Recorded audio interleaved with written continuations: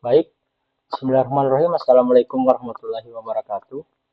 Perkenalkan nama saya Fahri Zarian Alsyatilla dengan NIM 2500 20303031. Program Studi Pendidikan Teknologi Kejuruan, Program Pascasarjana Universitas Negeri Makassar.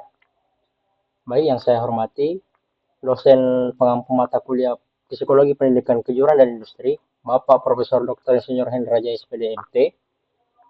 Puji syukur kehadirat Allah Subhanahu wa taala yang telah memberikan saya kesempatan sehingga saya dapat menyelesaikan tugas merangkum materi mengenai work-based learning. Nah, salawat serta salam kita tak lupa pula kita aturkan kepada Nabi besar Muhammad SAW yang telah mengantarkan kita dari alam kegelapan menuju alam terang menderang hingga saat ini. Baik, untuk mempersingkat waktu, izinkan saya memaparkan hasil rangkuman saya mengenai work-based learning itu sendiri atau pembelajaran berbasis kerja. Nah, yang pertama itu dari referensinya itu model penyelenggaraan work-based learning pada pendidikan vokasi Diploma 3 program studi pendidikan teknik otomotif. Nah, langsung saja yang pertama, apa itu work-based learning, WBL atau work-based learning? Salah satu pendekatan pembelajaran yang terbukti efektif dalam menjembatani kesenjangan antara dunia pendidikan dan dunia industri, atau yang biasa disebut, yang sempat dijelaskan juga pada pertemuan-pertemuan sebelumnya, yaitu adalah link and match. Nah, pendekatan ini berakar pada experiential learning theory yang dikemukakan oleh Kolb pada tahun 2009, yang menekankan bahwasanya pengalaman secara langsung adalah sumber utama pembelajaran itu sendiri, serta diperkuat oleh human capital theory. Nah, di human capital theory itu ialah melihat pendidikan sebagai investasi dalam peningkatan produktivitas dan kualitas sumber daya manusia atau SDM. Nah, selanjutnya, tujuan dan fungsi WBL sendiri dalam pendidikan vokasi itu yang pertama, meningkatkan kualitas hasil belajar mahasiswa vokasi. Selanjutnya yang kedua, menyiapkan lulusan agar siap kerja dan mampu menyesuaikan diri dengan budaya industri di tempat industri penempatan sesuai dengan bidang. Nah, yang ketiga itu mengembangkan kompetensi profesional dan soft skills. Nah, soft skillnya itu dari disiplin, kerja tim, dan juga tanggung jawab. Nah, selanjutnya itu ada menjadi jembatan antara pendidikan dunia kerja atau school to work transition. Nah, adapun model-model WBL, yang pertama yaitu apprenticeship atau pemagangan, yang kedua ada internship atau magang industri, yang ketiga ada job shadowing, yang keempat ada cooperative work experience, yang kelima ada service learning, yang keenam ada score based entrepreneurship, yang terakhir ada teacher externship. Nah, baik. Selanjutnya di artikel kedua yaitu pengembangan model pembelajaran work-based learning untuk meningkatkan minat berusaha siswa SMK di Kabupaten Pangkep. Nah, yang pertama yang saya dapat yaitu model pengembangannya menurut Dick dan Carey. Nah, yang pertama itu ada identifikasi. Yang kedua, menetapkan tujuan pembelajaran dan karakteristik masing-masing siswa. Nah, yang ketiga, menganalisis kebutuhan dan kompetensi dan konteks kerja. Artinya, kita menyesuaikan RPP atau hasil belajar yang akan dicapai berdasarkan RPP yang telah disusun. Nah, selanjutnya itu ada pengembangan. Nah, yang keempat, itu merancang strategi pengembangan pembelajaran dan juga menyusun modul, RPP, dan lembar kerja siswa atau yang biasa disingkat LKS yang sempat saya sebutkan tadi. Nah, selanjutnya yaitu ada menyusun kegiatan pembelajaran yang menggabungkan teori dan praktik lapangan atau yang biasa disebut PKL, praktek kerja lapangan. Nah, selanjutnya ada uji coba dan evaluasi. Selanjutnya ada validasi perangkat pembelajaran yang digunakan oleh ahli materi, baik ahli materi dan maupun ahli dari pembelajarannya. Nah, selanjutnya yang terakhir ada uji coba lapangan. Nah, artinya di sini kita mengukur kepraktisannya, keefektivitasannya, dan juga peningkatan minat siswanya itu sendiri. Nah, selanjutnya yang saya dapat lagi itu mengenai integrasinya nilai kewirausahaan dalam work-based learning atau WBL.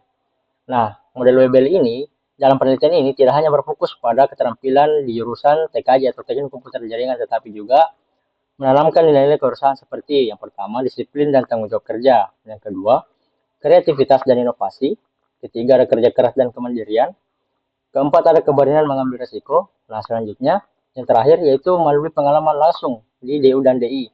Nah, di sini siswa memperoleh wawasan baik dari bisnis dan peluang usaha yang relevan dengan bidang keahliannya. Nah, adapun manfaat WBL dalam pendidikan kejuruan itu sendiri atau di vokasi, nah yang pertama itu meningkatkan kompetensi vokasional ataupun pengetahuan, keterampilan dan sikap kerja.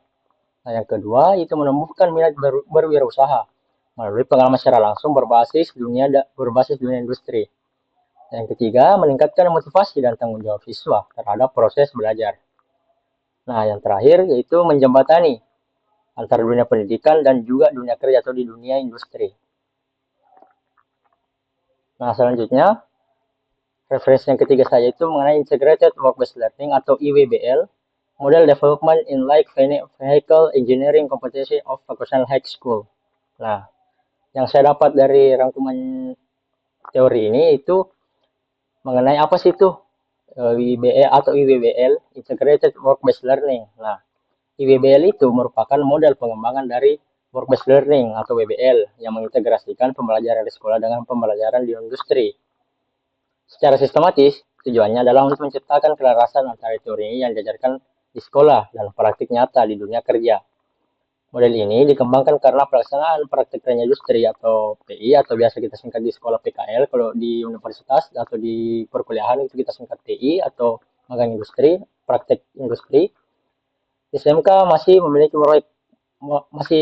berbagai kelemahan. Nah, yang pertama, sekolah kurang siap dalam merencanakan program dan MOU dengan industri. Yang kedua, tidak semua sekolah memiliki pedoman pelaksanaan yang jelas. Selanjutnya, penilaian hanya berfokus pada aspek keterampilan, belum mencakup sikap dan pengetahuan. Nah, adapun struktur yang saya dapat mengenai model IWBL ini, yang pertama itu yang di sekolah itu perencanaan. Nah, di perencanaan ini terdiri dari penentuan tempat magang, kompetisi, dan juga kesepakatan dengan berbagai industri. Nah, selanjutnya yang itu ada pelaksanaan, terdiri dari pembelajaran teori, simulasi kerja, dan persiapan sebelum ke dunia industri atau dunia kerja. Nah, yang ketiga itu ada evaluasi dan refleksi. Nah, di sini terdiri dari penilaian kesiapan dan pembelajaran dari pengalaman. Nah, adapun di industri sendiri yang pertama itu terdiri dari perencanaan. Nah, di sini perencanaan terdiri dari kesepakatan kerjasama dan juga pembagian peran. Yang kedua, proses belajar atau bekerja. Di sini siswa melaksanakan pekerjaan nyata sesuai SOP yang ada di industri atau standar operasional pengerjaan. Nah, selanjutnya ada monitoring atau problem solving. Guru dan instruktur industri melakukan pendampingan. Nah, di sini diberikan ahli dalam di dunia industrinya, proses magang ataupun praktek kerja lapangan. Nah, yang terakhir, itu adalah refleksi dan evaluasi juga. Nah, hasil kerja dan sikap siswa dinilai secara bersama. Nah, landasan teoritis yang saya dapat dari IWBL itu yang pertama filosofis. Nah, pendidikan vokasi harus terhubung dengan sistem sosial, ekonomi, dan industri berdasarkan Jonegoro pada tahun 1998. Yang kedua, ada teoritis berakar pada teori work-based learning yang dikemukakan oleh Booth pada tahun 2001 dan juga Human Capital Theory yang dikemukakan oleh Becker pada tahun 1975. Bahwasanya pendidikan adalah investasi untuk meningkatkan produktivitas manusia. Yang ketiga, itu ada metodologis, yaitu menggunakan pendekatan Educational Research and Development atau R&D untuk menguji validitas dan efektivitas model. Nah, yang terakhir, praktis. Nah, di sini mengintegrasikan pengalaman belajar secara langsung di sekolah dan juga di industri secara berkesinambungan. Nah, baik. Mungkin itu yang bisa saya sampaikan mengenai pembelajaran berbasis kerja atau yang biasa disingkat WBL, Work-Based Learning, dan juga IWBL yang saya dapat itu mengenai Integrated Work-Based Learning. Lebih dan kurangnya mohon dimaafkan. Wabillahi taufiq wal hidayah. Wassalamualaikum warahmatullahi wabarakatuh.